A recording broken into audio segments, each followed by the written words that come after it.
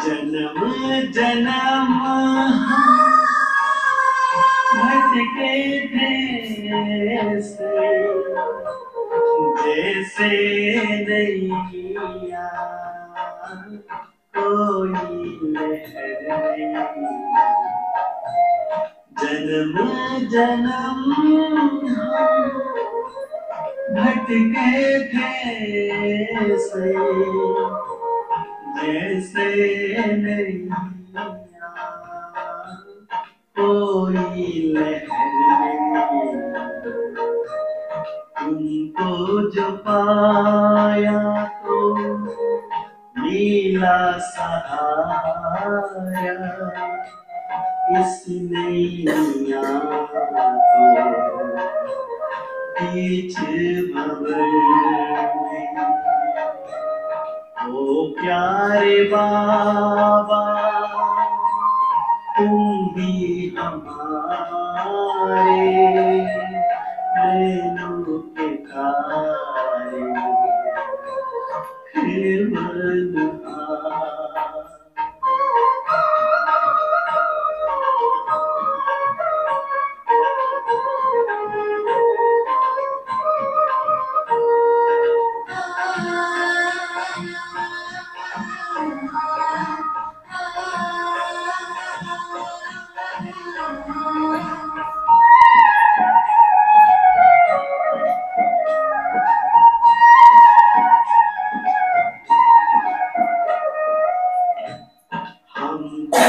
हमेशा तेरी बदौलत बाटे खुशियाँ अब इस जग में। हम खुश हमेशा तेरी बदौलत बाटे खुशियाँ अब इस जग में। तू ही हमारा सच्चा सहारा रहते हमेशा हमारे ही संग में। ओ प्यारे बाबा तुम भी हमारे नैनों के तारे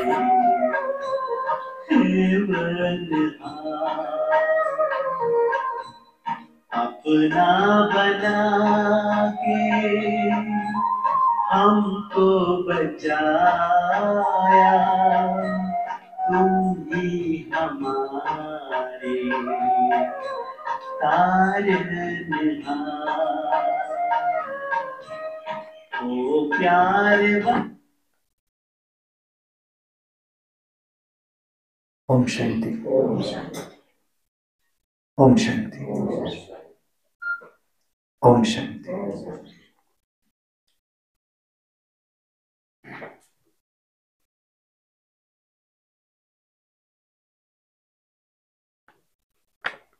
कल की मुरली थी साथी और साक्षी।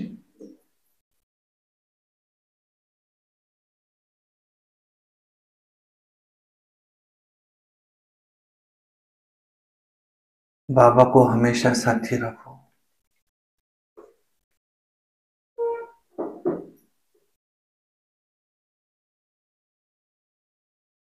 और सदा साथी रखो। जब साथी साथ निभाने के लिए तैयार है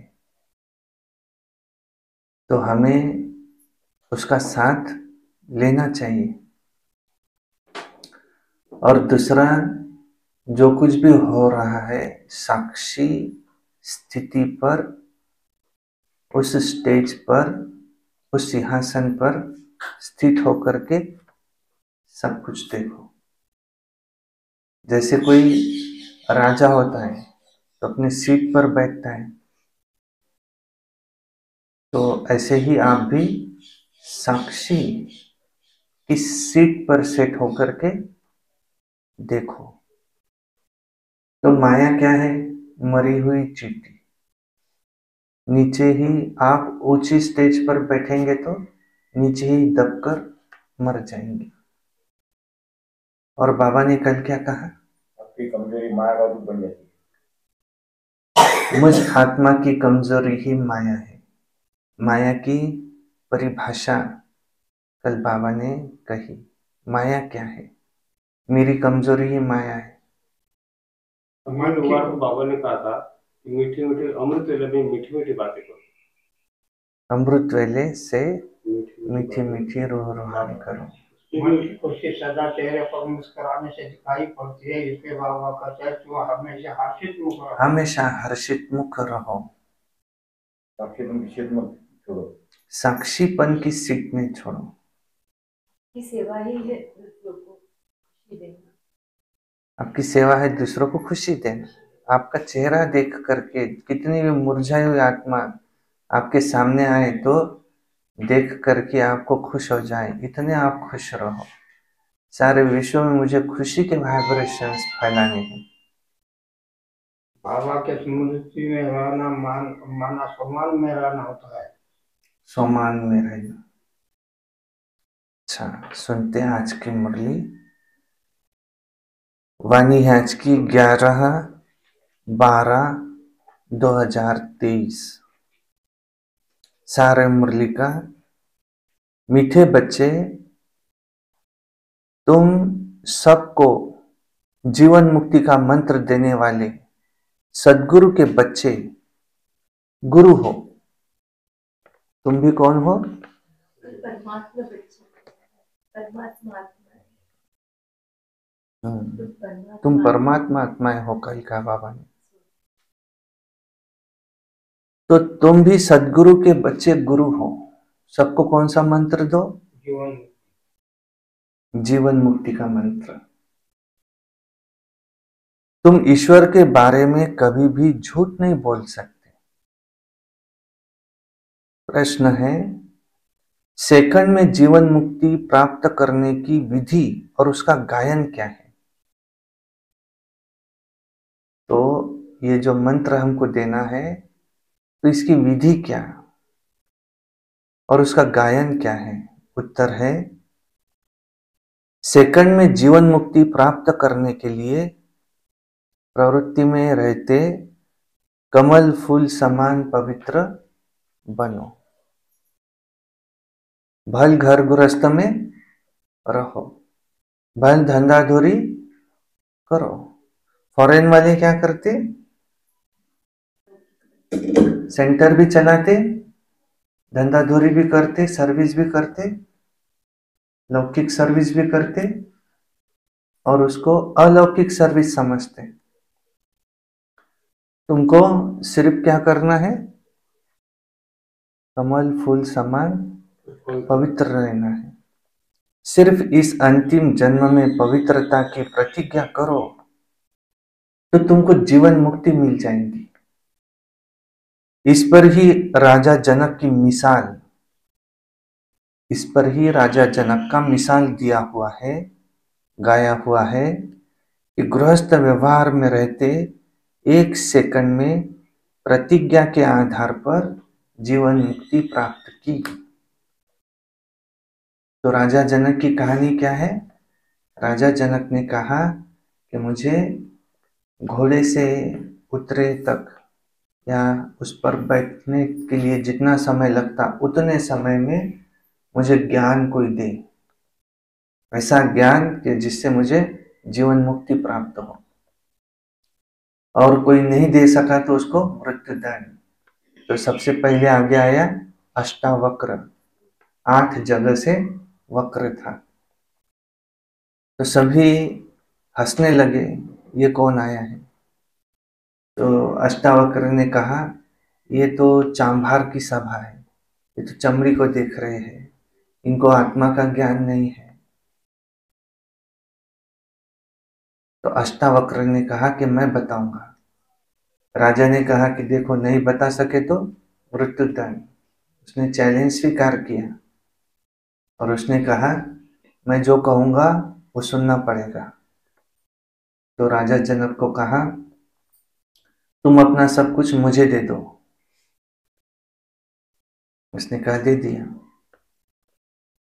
अब देखो राजा क्या सोच रहे हो, राजपाट का सोच नहीं सकते, रिश्तेदार देहधारी देह के संबंधियों का सोच नहीं सकते, तो अपने अंदर जाओ, ईश्वर को याद करो। तो इस तरह से 1 सेकंड में उसको जीवन मुक्ति मिल गई। तो वो 1 सेकंड को अभी फिर अष्टावक्र ने कहा कि अब ये सब कुछ मैं तुमको वापस देता हूं, परंतु इसको मेरा समझना, यूज तुमने करना और समझना कि मेरा है। तो ट्रस्टी बन करके इसको संभालना। तो ऐसे ही हमें भी सब कुछ किसको दे देना है, अपना सब कुछ बाबा को, और फिर हमें उसको संभालना है। बाबा ने हमको वो वापस दिया, परंतु ट्रस्टी बन करके। तो 1 सेकंड में जीवन मुक्ति। वो 1 सेकंड कौन सा, ये मेरा को तेरा किया, सब कुछ तेरा। कुछ नुकसान हुआ 5 लाख का तो कोई दुख की बात नहीं। किसका हुआ, तेरा हुआ। किसी बाजू वाले के यहाँ चोरी हो जाए, हमको इतना दुख होता है क्या, नहीं। लेकिन जिसके यहाँ चोरी हो गई उसको तो वो तो हाय हाय करेगा। हमको उतना नहीं लगेगा क्योंकि वो हमारा नहीं है, नुकसान हुआ उसका हो जाए। तो जहां तेरा है वहां तैरना है, जहां मेरा है वहां मरना है। इसलिए सब कुछ तेरा। अगर जेब में से 1000 रुपए नीचे गिर गए, खो गए, तो दुख होगा क्या, नहीं। किसके गए, जिसके थे वो लेके गए। मेरा यहाँ कुछ नहीं। परसों के दिन बाबा ने मुरली में क्या कहा, अभी जास्ती अगर कोई साहूकार है बाबा से राय पूछे, बाबा बताएंगे। अभी जास्ती धंधे धोरी में नहीं जाओ, अपना ये व्यापार करो, अविनाशी व्यापार, ये कमाई करो, ये साथ जाएंगी, बाबा उसको बताएंगे। तो 1 सेकंड में जीवन मुक्ति। हम सब कौन है, राजा जनक। अगर राजा बनना है तो क्या चाहिए, नष्टो मोहा, मोहजीत राजा की कहानी। हमें मोहजीत बनना है, सब मोह नष्ट। उसके लिए उपाय कौन सा, सब कुछ तेरा। क्या लागे है, मेरा, तेरा तुझको अर्पण। कुछ भी हो जाए मेरी खुशी न जाए। मेरे पास कौन सा खजाना है, सिर्फ खुशी का। बाकी धन दौलत का मुझे पता नहीं, वो सब कुछ किसकी है, बाबा की। जो भी देह सहित सब कुछ मैंने अपना किसको अर्पण कर दिया, सब कुछ ला करके बाबा के आगे रख दिया। उसको कहा जाता है बलिहार जाना, सरेंडर होना, माना सर अंदर, सब कुछ तेरा। सुनते आज की मुरली। गीत है, ये वक्त जा रहा है।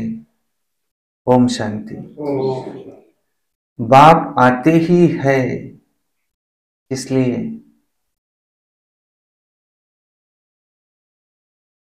सबको सेकंड में जीवन मुक्ति देने। सब कुछ छोड़ने के लिए कितना समय चाहिए, 1 सेकंड। कोई शराबी है, उसको शराब छोड़ना है, कितना समय चाहिए। वो कहे मैं 1 महीने में छोड़ूंगा तो उसकी छुट्टी ही नहीं।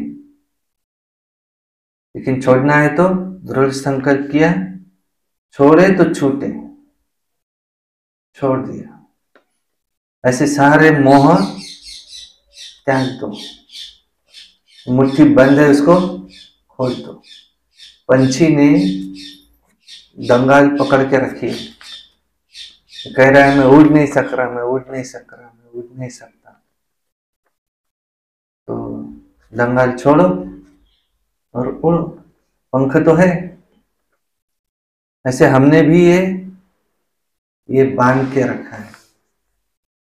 मुट्ठी छोड़ो, जीवन मुक्त अवस्था का अनुभव लो। बेफिक्र बादशाह, बेगमपुर के बादशाह, सारी फिक्र हमने बाबा को दे दी, फिक्र से फारिग किया। तो बाबा हमें 1 सेकंड में जीवन मुक्ति देते हैं। गायन भी है, सबका सद्गति दाता, जीवन मुक्ति दाता एक है। 1 सेकंड में जीवन मुक्ति क्यों कहते? जैसे राजा जनक का मिसाल है।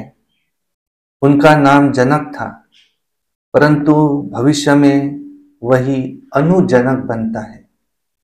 जनक के लिए कहते हैं कि उन्हें 1 सेकंड में जीवन मुक्ति मिली, लेकिन जीवन मुक्ति तो सत्युग त्रेता में कहेंगे। गुरु लोग कान में मंत्र देते हैं, उसे वे वशीकरण मंत्र कहते हैं। अब वे तो सब मंत्र देते हैं, लेकिन तुम्हें मिलता है महामंत्र, जीवन मुक्ति का मंत्र। यह मंत्र कौन देते हैं? ब्रह्मा कुमार, ब्रह्मा कुमारियां। अच्छा, उन्हें यह मंत्र कहां से मिला? उस सद्गुरु से। वो है सर्वोत्तम, एक ही बाप है। शिव बाबा की 5 क्वालिटी कौन सी? सर्व धर्म मान्य, सर्वोच्च, सर्वोपरि, सर्वज्ञ, सर्व गुणों में अनंत, सबसे ऊपर, उनसे ऊपर कोई नहीं है। सब धर्मों में जिसकी मान्यता है, हर आत्मा जिसे मानती है। कोई मुख पर भले कुछ भी कहे, परंतु दिल में तो उसको पता है कि मेरा बाप है। एक कहते हैं कि भगवान ये इतना उच्च अथॉरिटी है कि हम उसके सामने कुछ भी नहीं। और कभी कहते हैं कि वो है ही नहीं, कभी कभी कहते हैं है ही नहीं, है ही नहीं। और एक दिन उनके मुख से निकला कि वो इतना अनंत है कि उसके पास मेरे लिए टाइम भी नहीं होगा, ऐसा उसने कहा। तो फिर समझ में आया कि जरूर ये मानता है। मुख पर कहता है कि भगवान नहीं है, लेकिन किसी कोने में मानता है। हर कोई ईश्वर को मानता है, परंतु जानता नहीं। वो है सर्वोत्तम, एक ही बाप। फिर तुम बच्चे सर्वोत्तम बनते हो, उसमें सर्वोत्तम गुरु होते हैं, उनमें भी सर्वोत्तम गुरु होते हैं। तो तुम भी सद्गुरु के बच्चे गुरु हो। गीता सुनाने वाले को गुरु कहा जाता है ना, नंबरवार तो होते ही है। तुम भी सत्य बोलने वाले गुरु हो, तुम सत्य बोलते हो, तुम गुरु हो। सारी दुनिया के हम कौन हैं? गुरु। वो है एक सद्गुरु। हम सबको सद्गति का रास्ता बताते हैं। हम है ब्रह्मा कुमार, ब्रह्मा कुमारियां, ब्रह्मा की संतान। इसलिए हम कौन है? सारी दुनिया के गुरु। तुम कभी ईश्वर के बारे में झूठ नहीं बोलते हो। पहले पहले तो तुम पवित्रता के ऊपर समझाते हो कि बाप से प्रतिज्ञा करो कि हम कभी विकार में नहीं जाएंगे। झूठ आदि न बोलना, ये तो कॉमन बात है। झूठ तो बहुतों से निकलती रहती है, पर यहां वो बात नहीं। यहां है पवित्रता की बात। गृहस्थ व्यवहार में रहते इस अंतिम जन्म में हम बाप से प्रतिज्ञा करते हैं कि हम कमल फूल समान, कमल पुष्प समान पवित्र जरूर रहेंगे। तो यहां पवित्र रहने की बात है। कहेंगे यह तो बहुत ऊंची मंजिल है, ये तो हो नहीं सकता। तुम कहेंगे वाह, क्यों नहीं हो सकता? ये तो गाया हुआ है, कमल फूल समान। ये दृष्टांत शास्त्रों में लिखा हुआ है। जरूर बाप ने ही ऐसी शिक्षा दी है भी भगवानुवाच या ब्राह्मणोवाच। हम ब्राह्मण भी वही कहते हैं। भगवान सबको नहीं सुनाते, ब्राह्मण बच्चे ही सुनते हैं। ये बात तुम्हें सबको समझानी है कि मूल बात है पवित्रता की। कमल फूल समान पवित्र जरूर बनना है। कैसे? जनक मिसल। वही जनक फिर अनुजनक बना। जैसे राधे अनुराधे बनती है, कोई का नाम नारायण है तो फिर भविष्य में अनु नारायण बनता है। तो ये एक्यूरेट बात है। तो जो भी आते हैं उनको समझाना पड़े। सुना तो है सेकंड में जीवन मुक्ति, माना गृहस्थ व्यवहार में रहते उच्च पद पाया जा सकता है। सुना तो है, तो हम अनुभव से कहते हैं, गपोड़ा नहीं मारते हैं। भगवानुवाच है। मुख्य बात यही समझानी है कि सबका भगवान एक है, तो जरूर जीवन मुक्ति दाता भी वही होगा, वही है। यह है प्रवृत्ति मार्ग। सन्यासियों का है निवृत्ति मार्ग।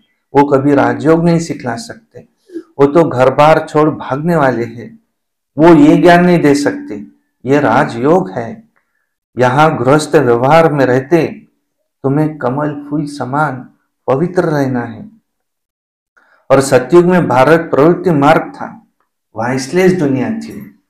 राजाई में स्त्री पुरुष दोनों चाहिए ना, तो समझाना पड़ता है कि हम इसके अनुभवी हैं। हम गृहस्थ व्यवहार में रहते पवित्र रह सकते हैं। हम जानते हैं कि पवित्र बन बाप द्वारा पवित्र दुनिया के मालिक बनते हैं। पवित्र प्रवृत्ति मार्ग था जब सतयुग था, अभी तो अपवित्र प्रवृत्ति मार्ग है। इस समय दुनिया भ्रष्टाचारी है। वो श्रेष्ठाचारी दुनिया थी सतयुग त्रेता। रावण ही भ्रष्टाचारी बनाते हैं। 5 विकार, काम क्रोध लोभ मोह अहंकार, ये 5 पुरुष के 5 स्त्री के 10 मुख वाला ये रावण, ये सर्वव्यापी अपने अंदर बैठा है। यही अपवित्र बनाते हैं। राम माना शिव बाबा ईश्वर, ये पवित्र श्रेष्ठाचारी बनाते हैं। फिर आधा कल्प सतयुग त्रेता राम राज्य चलता है, और आधा कल्प द्वापर कलयुग रावण राज्य चलता है। भ्रष्टाचारी दुनिया में भक्ति मार्ग, दान पुण्य आदि करते हैं क्योंकि भ्रष्टाचारी है। समझते हैं मनुष्य जितना भक्ति दान पुण्य करेंगे तो भगवान से मिलेंगे। भगवान की भक्ति करते हैं, कहते हैं आकर हमको श्रेष्ठ बनाओ। तो भारत श्रेष्ठाचारी था, अभी नहीं है। भ्रष्टाचारी ही श्रेष्ठाचारी बनते हैं। भारत की नई रचना की कहानी ये कोई नहीं जानते। चित्रों के द्वारा अच्छी तरह समझाया जा सकता है। ऐसे ऐसे चित्र बनाने पड़े। हर एक सेंटर पर प्रदर्शनी के चित्र होने चाहिए। बाबा डायरेक्शन तो देते हैं, भले लिख दो कि चित्र हमारे पास नहीं है, तो बाबा डायरेक्शन देंगे कि ये बनाओ, फिर सबको भेजो, तो सबके पास प्रदर्शनी हो जाएंगी। ये चित्र होने ही चाहिए। ये घर में भी लगाने चाहिए। ये बहुत अर्थ सहित है। पहले ये बुद्धि में आना चाहिए कि हम किसके बच्चे हैं। हम उसे एक बाप के बच्चे हैं। वो भगवान है, उसको हेवनली गॉड फादर कहते हैं, तो वो स्वर्ग रचने वाला है। तो नरक का रचयिता कौन? वो है रावण। तो ये गोले के ऊपर में 10 सिर वाले रावण का चित्र बना दो। स्वर्ग के गोले पर चतुर्भुज लिख भी सकते हैं, ये राम राज्य, ये रावण राज्य। इस समय रावण सर्वव्यापी है, भगवान सर्वव्यापी नहीं है। वहां हम राम सर्वव्यापी तो नहीं कह सकेंगे, गाया भी जाता है, आत्मा परमात्मा अलग रहे बहुकाल, और सुंदर मेला कर दिया जब सदगुरु मिला दलाल। तो आत्मा से परमात्मा कैसे हो सकता है जब कहा जाता है कि ये आत्मा परमात्मा अलग रहे बहुकाल? तो कौन अलग रहा? इससे सिद्ध होता है कि आत्मा परमात्मा नहीं हो सकते। परमात्मा परम धाम के निवासी है, हम आत्माएं हैं। ज्योतिर्बिंदु उन पे तिलक लगाते इसका प्रतीक है। तो जरूर वो कभी तो आएगा ना। ये हिसाब कोई भी नहीं जानते। पहले पहले जो आत्माएं अलग हुई वो देवी देवताओं की आत्माएं हैं। वो सतयुग में यहां आती है। यह है नॉलेज। कोई को भी ये समझाना है, आत्माओं का बाप तो है ना। अब हे आत्मा, अपने परम पिता परमात्मा का ऑक्यूपेशन बताओ, परमात्मा का धंधा क्या है बताओ। क्या नहीं जानते हो? ऐसा बच्चा तो होता नहीं जो अपने बाप के ऑक्यूपेशन को नहीं जानता हो। तो बाप बैठ समझाते हैं, तुम अपने जन्मों को नहीं जानते, मैं तुमको समझाता हूं। पहले पहले जो देवी देवता है वो इतने इतने जन्म लेते हैं। जो सबसे पहले सतयुग में आते हैं वही सतयुग में 8, त्रेता में 12, द्वापर में 21, कलयुग में 42, संगम पर 1, 84 जन्म लेते हैं। तो हर एक का हिसाब है। देखो हिसाब करो। फिर दूसरे धर्म वाले जो देरी से आते हैं, जो द्वापर से आते हैं, वो कितने जन्म लेते होंगे? सिद्ध कर बताना पड़े कि मैक्सिमम इतने 84। झाड़ रुद्धि को पाता रहता है। पहले पहले देवी देवता थे, उन्हों के ही पूरे 84 जन्म कहे जाते हैं। भारत की नॉलेज है ना, प्राचीन भारत की नॉलेज किसने दी? तो भगवान ने दी। नॉलेजफुल गॉडफादर है ना। ब्रह्मा को भी नॉलेजफुल नहीं कहेंगे, श्री कृष्ण को भी नॉलेजफुल नहीं कहेंगे। श्री कृष्ण की महिमा अलग है। वो 16 कला संपन्न, सर्वगुण संपन्न, संपूर्ण निर्विकारी, होवनहार, संपूर्ण पवित्र, 16 कला संपूर्ण देवता है। सतयुग के पहले प्रिंस है, सर्व देवताओं में सर्वश्रेष्ठ देवता है। उनकी महिमा अलग है। ये समझने की बड़ी ही क्लियर नॉलेज है। भगवान तो सबका एक ही निराकार है, उनको अपना शरीर नहीं है। श्री कृष्ण को अपना शरीर है। परमात्मा निराकार है, उनका नाम शिव है। उनको ही कहा जाता है परम पिता, परम आत्मा। श्री कृष्ण को परम पिता परमात्मा नहीं कहा जाता। श्री कृष्ण के आगे बाबा अक्षर नहीं शोभता। वो तो छोटे बच्चे दिखाए हैं।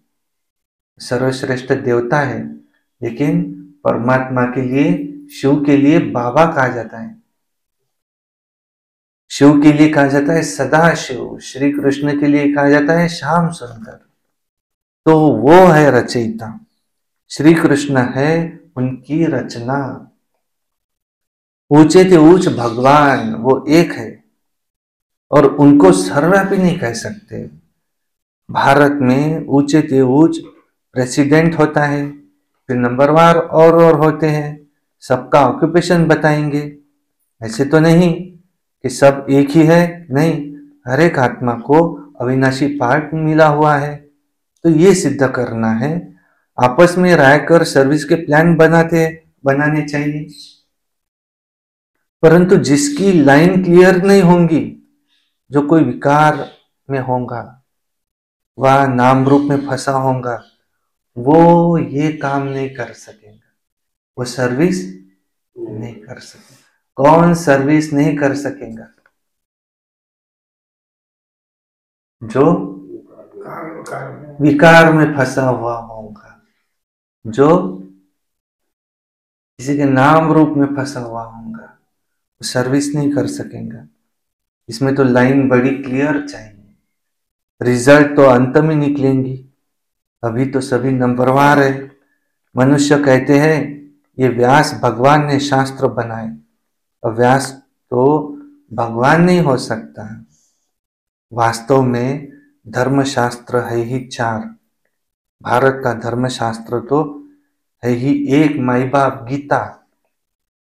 वर्षा उनसे मिलता है, माँ बाप, माँ द्वारा बाप से वर्षा मिलता है। गीता माता का बाप वो है एक रचता। तो गीता द्वारा ही बाप ने प्राचीन सहज राज्यों की नॉलेज दी है।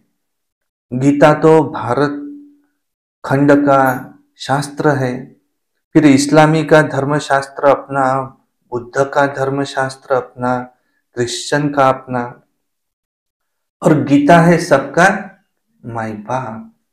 कहते स्वामी विवेकानंद गए थे अमेरिका, शिकागो, और वहां पर गीता सबसे नीचे रखी थी सर्वधर्म सम्मेलन में, बाकी ऊपर रखे थे। तो स्वामी विवेकानंद ने माय ब्रदर्स एंड सिस्टर्स से शुरू किया, बहुत तालियां बजी, और हिंदू धर्म को रिप्रेजेंट करने के लिए गए थे। गीता के ऊपर उनका व्याख्यान था। तो उन्होंने कहा कि जो गीता सबसे नीचे रखी है, तो ये बेस है सबका, इसको अगर निकाल लिया तो सब गिर जाएंगे। तो सभी जितने भी धर्मशास्त्र है, ये सबकी माई बाप कौन है? गीता। गीता तो है सबका माई बाप। बाकी शास्त्र क्या है? फिर बाल बच्चे, वो बाद में निकलते हैं ना, इसलिए। बाकी इतने वेद उपनिषद आदि ये सब किस धर्म के हैं, ये मालूम तो होना चाहिए कि ये किसने उच्चारे, उससे कौन सा धर्म निकला। कोई धर्म तो नहीं निकला है। पहले तो सिद्ध करना है कि गीता की खंडन हुई है, गीता खंडन की हुई है। बाप के बदले उसमें बच्चे का नाम डाल दिया है। जीवन चरित्र तो सबका अलग अलग है। बाप कहते हैं सर्वधर्मानि परित्यज मामेकम याद करो। परमात्मा आत्माओं को कहते हैं तुम अशरीरी बनो और मेरे को याद करो। कल भी बाबा ने आखिरी में ड्रिल कराई, अशरीरी भव। सबसे मुख्य ड्रिल कौन सी? ये है, अशरीरी भव, मैं आत्मा हूं। ब्रह्मा बाबा ने मुख्य पुरुषार्थ कौन सा किया? मैं आत्मा हूं। डायरिया की डायरिया लिख के रखी, दीवारों पर लिख के रखा, मैं आत्मा हूं। ये भी आत्मा है, वो भी आत्मा है, वो भी आत्मा है। पहला मुख्य अभ्यास, मैं आत्मा हूं। कहते दादी जानकी भी कोने में जाकर के रट्टा मारते थे, मैं आत्मा हूं, मैं आत्मा हूं। सारा दिन ये पुरुषार्थ करो, मैं देह नहीं हूं, मैं आत्मा हूं, मैं आत्मा हूं, मैं आत्मा हूं, मैं आत्मा हूं। पक्का हो जाए। पहला लेसन कौन सा हमारा? आप कौन है? आप आत्मा है, यू आर अ सोल। और आखिरी का लेसन भी कौन सा है हमारा? यहां से जब हम वापस जाएंगे तो मैं आत्मा हूं, मैं आत्मा हूं, मैं आत्मा हूं, मैं जा रहा हूं, मैं अपने घर जा रहा हूं। हम यहाँ कहाँ है? फॉरेन में। ये है, हम है फॉरेनर, हम है पराये देश में। रोज ये समझो कि मैं अवतरित हुआ हूं, फिर कार्य व्यवहार में आओ। मैं परम धाम से अभी अभी अवतरित हुआ हूं इस शरीर में, फिर कार्य में आओ। फिर कार्य खत्म हुआ, फिर अपने घर वापस जाओ। और बुद्धि में ये सदा रखो कि मेरा घर कौन सा है? परम धाम। और मुझ आत्मा के पिता भी वहां के रहवासी हैं, और वो है आत्माओं के पिता, तो उनसे मिलता है वर्षा, वो हमें स्वर्ग का वर्षा देते हैं। तो पहले अपने घर को याद करो। तुम अशरीरी बनो और मेरे को याद करो। अशरीरी बाप ही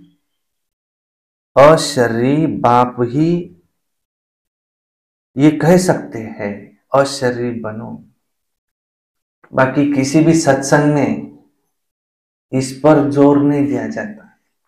अपने को आत्मा समझो, अशरीरी बनो, घर को याद करो, पवित्र बनो। भले खुद वो सन्यासी पवित्र रहते होंगे, परंतु दूसरों को कहने की उनकी ताकत नहीं है। सन्यासी भी ये नहीं कह सकते अशरीरी बनो, नहीं। ये गीता के अक्षर है। सब धर्म वालों को कहते हैं अशरीरी भव। क्यों? क्यों अशरीरी बनो?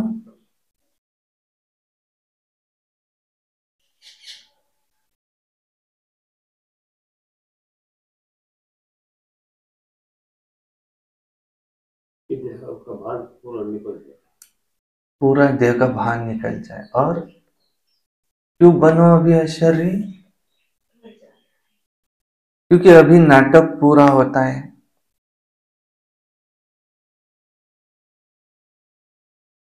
तो घर जाना है, तो सबको मंत्र मिलता है, देह सहित देह के सब संबंध त्याग, माम एकम याद करो, तो तुम मेरे पास आ जाएंगे। हम डायरेक्ट बाबा के पास कैसे जाएंगे? देह सहित देह के सभी धर्मों को त्याग, अपने को आत्मा समझ, माम एकम याद करो, तो तुम मेरे पास आ जाएंगे। मुक्ति के बाद जीवन मुक्ति अक्षर है जरूर, पद जीवन मुक्ति का है, वाया मुक्ति। मुक्ति के बाद जीवन मुक्ति भी जरूर है। जो भी आते हैं, हर आत्मा सतो रजो तमो से पास करती है। तो समझाने कितनी अच्छी है, परंतु बच्चे एक कान से सुनते हैं, दूसरे कान से निकाल देते हैं। देखो वैसे है बहुत सहज। तुम जगह जगह पर प्रदर्शनी करो, अखबार में भी पढ़ जाए, तुम इसमें खर्चा भी कर सकते हो, भले सब सुने। अखबार में तो जरूर डालना है। बच्चों को बड़ा नशा रहना चाहिए। बाकी टाइम बहुत थोड़ा बचा है। अतीन्द्रिय सुख की भासना पूछना हो तो गोपियों से पूछो। गाया हुआ है, ये गोपी वल्लभ के गोपिया है। गोपिया न सतयुग में है न कलयुग में है। वहां लक्ष्मी देवी राधे देवी है। गोपिया तो अभी ही है। गोपी वल्लभ के सब बच्चे गोपिया, यह है पोत्रे पोत्रिया, तो जरूर उनका दादा भी होगा। दादा, बाबा और मम्मा, ये नई रचना हुई संगम पर। बाप कहते हैं मैं कल्प कल्प और कल्प के संगम युगे आता हूं, नई दुनिया बनाने। आसुरी संतान से तुम ईश्वरीय संतान बने हो, फिर बनेंगे अब दैवी संतान। अभी हम कौन बने हैं? आसुरी संतान से ईश्वरीय संतान, फिर कौन बनेंगे? दैवी संतान, फिर क्षत्रिय, फिर वैश्य, फिर शूद्र संतान बनेंगे। चक्र है 84 जन्मों में। फिर साथ साथ वृद्धि भी होती रहेंगी। झाड़ भी पूरा कंप्लीट चाहिए, प्रलय भी नहीं होती है। भारत तो अविनाशी खंड है, भारत की बहुत महिमा करनी है। भारत सब खंडों में श्रेष्ठ है, विनाश कभी होता नहीं। अच्छा, मीठे मीठे सिकी लधे बच्चों प्रति माता पिता बाप दादा का याद प्यार और गुड मॉर्निंग। रूहानी बाप की रूहानी बच्चों को नमस्ते।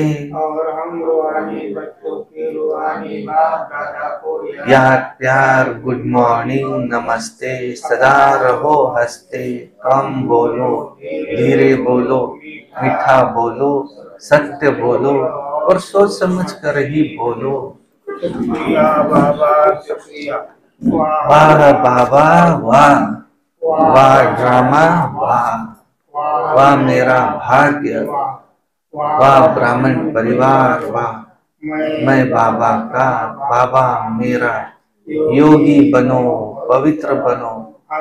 हमें रोज अमृत वेला, रोज प्रातः मुरली, सारा दिन सर्विस याद में रहकर, सायंकाली 6:30 से 7:30 योग और रात्रि को सोने से पहले चार्ट, याद का चार्ट,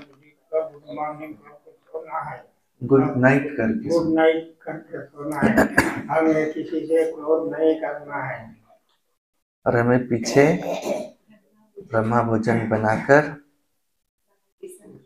संपूर्ण फोटो के आगे भोग लगाकर हॉल में दीदियों का प्रोग्राम लेना है। सरस्वती भवन में उनकी भजन की व्यवस्था करनी है 6 महीने के बाद।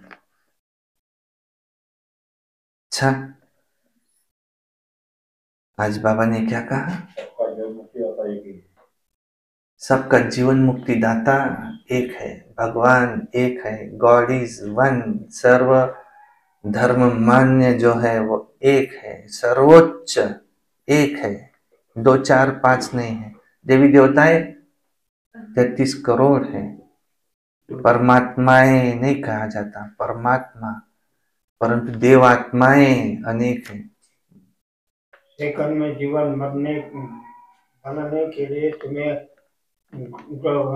गृहस्थ व्यवहार में रहते भी हमें कमल फूल समान पवित्र बनना है, तो जीवन मुक्ति का हम अनुभव कर सकते। पाप आत्माएं अनेक है, धर्मात्माएं अनेक है, संत आत्माएं अनेक है, देवात्माएं अनेक है, परंतु परमात्मा एक है और वह निराकार है।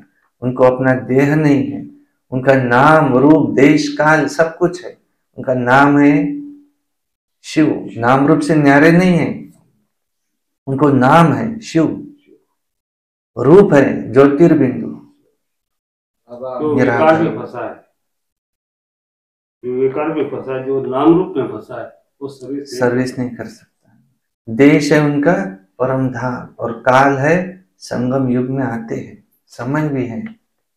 आपने क्या कहा? हमको 1 सेकंड में 1 सेकंड में जीवन मुक्ति, सब कुछ तेरा कहा, जीवन मुक्त हुए। कहते अपनी हर बात किससे कहो?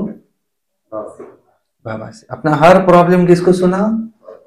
बाबा को। और ऐसे नहीं बार बार सुनाओ, एक बार सुनाया हम फ्री हो गए उससे, अब बाबा जाने उनका काम जाने। उस पर 100% गारंटी रखो कि बाबा ने कहा है कि मैं तुम्हारी मदद करूंगा। उस पर प्रोसेस शुरू हो गई है, बाबा जाने उनका काम है। कल भी बोले ना बाबा, इनके तो साथी हो, समस्या आती तो मुझे परे कर देते हो। कहते समय कहते साथी है, बाबा तो साथी है, समस्या आती है उसी समय भूल जाते हो, किनारे पर बैठे रहता है। क्योंकि बाबा को पता है इसको क्या चाहिए। गीता सबकी माँ बाप है, वेद शास्त्र गीता है सबकी माई बाप। मूल बात ये पवित्रता है। बाबा को पता है मुझे क्या चाहिए।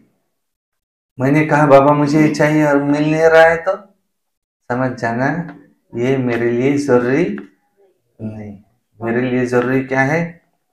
बाबा ने कहा पेट को कितना चाहिए। भी लोग देखो क्या खाते हैं, कितने तंदुरुस्त रहते हैं, तो काम कितना करते। और कोई अमीर होता है तो कितना अच्छा अच्छा खाता है, फिर भी बीमार रहता है। क्यों? देखो तो काम धंधा नहीं है, बैठे बैठे भी शरीर खराब हो जाता है। तुम तो खूब सर्विस करो, बाबा की याद में रहो, योग में रहेंगे, तुम्हारी इस जन्म की आयु भी बढ़ेंगी, अगले जन्मों की आयु भी बढ़ेंगी। हमें इतना बड़ा शरीर लेकर के तो कोई परम धाम में जाना नहीं है, शरीर तो यहीं छोड़ना पड़ेगा, नहीं तो बाबा के पलकों पर कैसे बैठ सकेंगे। पलकों पर बैठने के लिए तो बहुत हल्का शरीर चाहिए, हल्का चाहिए। तो आत्मा सब बाबा के पलकों पर बैठ करके बाबा उनको वापस ले जाएंगे। इसलिए अपने आप को अशरीरी आत्मा समझना है। बाबा से प्रतिज्ञा करो हम कभी विकार में नहीं जाएंगे। बाबा से प्रतिज्ञा करो हम कभी भी विकार में नहीं जाएंगे। भले घर गृहस्थ में रहो, तुम्हारा है बेहद का संन्यास। इससे सिद्ध होता है आत्मा परमात्मा अलग रहे बहुकाल, इससे सिद्ध होता है कि वो सर्वव्यापी नहीं है। और दूसरी बात देवी देवता धर्म की आत्मा अलग रही, और उसमें भी कौन सी सबसे जास्ती बहुकाल अलग कौन रही, तो देवी देवता की आत्मा है जो पूरे 84 जन्म लेते हैं। राजयोग है, इसमें कमल फूल समान रहना है। तुम्हें कमल फूल समान पवित्र रहना है, यह है राजयोग। सन्यासी राजयोग नहीं सिखा सकता। पूरी दुनिया के तुम गुरु हो। क्या बात कही बाबा ने आज कि आप कौन हो? सारी दुनिया के लिए गुरु हो। गुरु का काम होता है सबको रास्ता दिखाना, रास्ता बताना। कौन सा? परम धाम का। एक जगह पूछ रहे थे, बोले पहलगाम कहाँ है? बोले मुझे पहलगाम नहीं पता कहाँ है, परंतु परम धाम का रास्ता पता है। बोले ये क्या है? आओ हम तुमको बताएं। आत्मा कहाँ से आई? परम धाम से। वापस जा नहीं सकती, कैसे जाए? आओ हम तुमको रास्ता बताएं। यहाँ से ऊपर सूक्ष्म लोक से ऊपर लाल कलर का परम धाम हम आत्मा है, वहां से आई है। और वहां पर हम आत्मा के पिता है परमात्मा, उनको याद करो। हमारे भी कर्म विनाश होंगे, कर्मातीत अवस्था बनेगी और हम वापस चले जाएंगे। तो वो ज्ञान में आ गया, अपनी बेटियों को भी ज्ञान में लाया। देखो कहाँ से बात निकली, उसको भी रास्ता पता चल गया। तो हम भी कौन है? वो तो सदगुरु है ही। हम सब भी कौन है? एक है गुरु। गुरु गुरु। और हम सच परमात्मा के लिए सच सच बताते हैं। हम ये नहीं बताते कि परमात्मा कुत्ते बिल्लिया में है, ये तो उनकी ग्लानि हो गई। हम ये नहीं बताते परमात्मा सर्वव्यापी है, ये तो उनकी ग्लानि हो गई। हम ये नहीं बताते तुम में है, मुझ में है, सब में है, नहीं, वो नहीं है। हम सच सच बताते हैं कि जो गीता में लिखा है कि परमात्मा परम धाम के निवासी है।